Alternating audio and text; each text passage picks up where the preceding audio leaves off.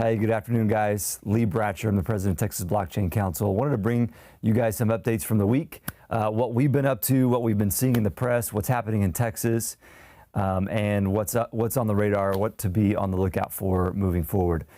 So this week in Texas was a jam-packed week. We had a banking and Bitcoin mining event in Fort Worth.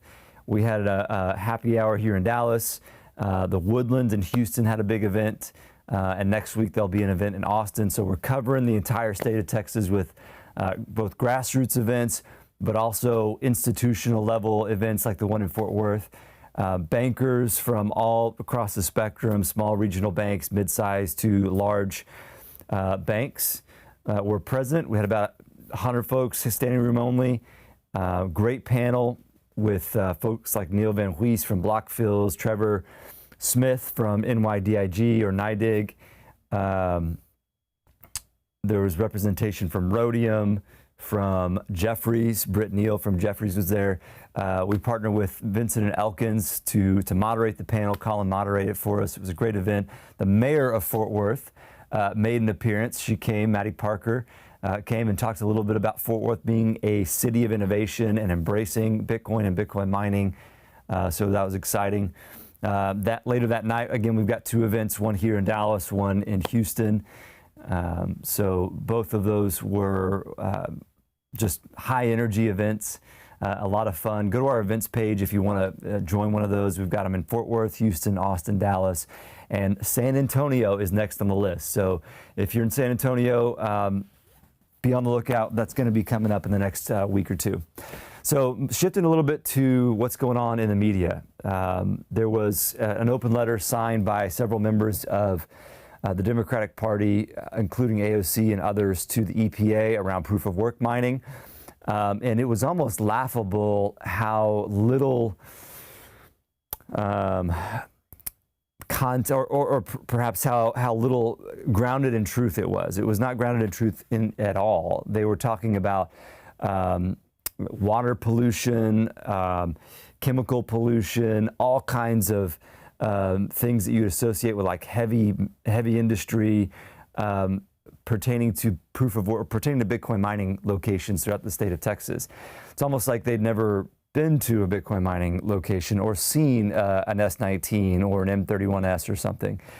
These machines, they don't create exhaust. They're air cooled, or they're immersed in a substance. There's no water pollution in the vicinity of those. There's no air pollution. This is just air coming in, cooling, and air coming out. That air is just as good as the air that comes out of your AC system at your house. So it's almost laughable how uninformed that letter was, but at the same time, it's so important that we not come down too harshly, and I'm guilty of doing that just now, coming down a little bit too harshly on our friends on the Democratic side of the aisle, especially these elected officials that wrote this letter. I absolutely don't think that they are intentionally and willfully misrepresenting this. I think they have great concern for the environment and for communities. And so really what this is a call to us as crypto community, Bitcoin mining community in specific, to communicate and educate winsomely, tactfully, respectfully to these elected officials and give them the data and arm them with the information that they need so that they can understand that these facilities are not polluting the air, they're not polluting the water in the area around the mine.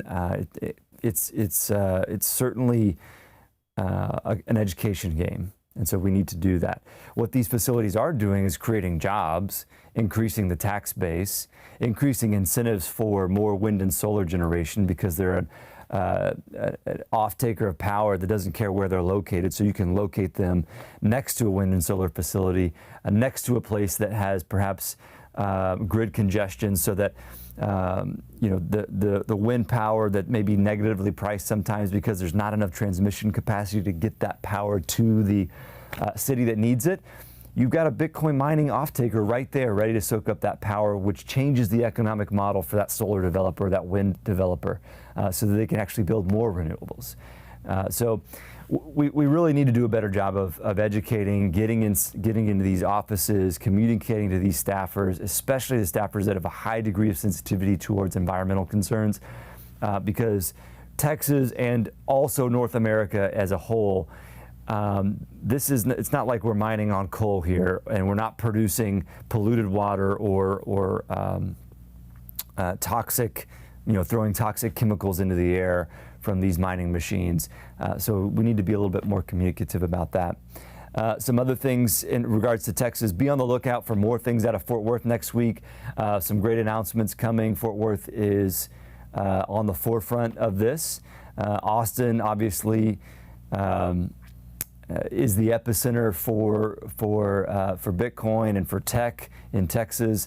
Bitcoin Commons has got some cool stuff coming up this week too that you guys can check out. But yeah, over the next few weeks we'll be working with, continue our dialogue with ERCOT. We'll be down at the large Flexible Load Task Force meeting in Austin. We'll be, as I said, in Fort Worth on the 26th. We'll be back in Austin for the Bitcoin mining happy hour that we do with Compass Mining and Blockfills on the 26th of April. So another busy week next week, and I'll look forward to communicating with you guys and talking to you again next week. Thanks.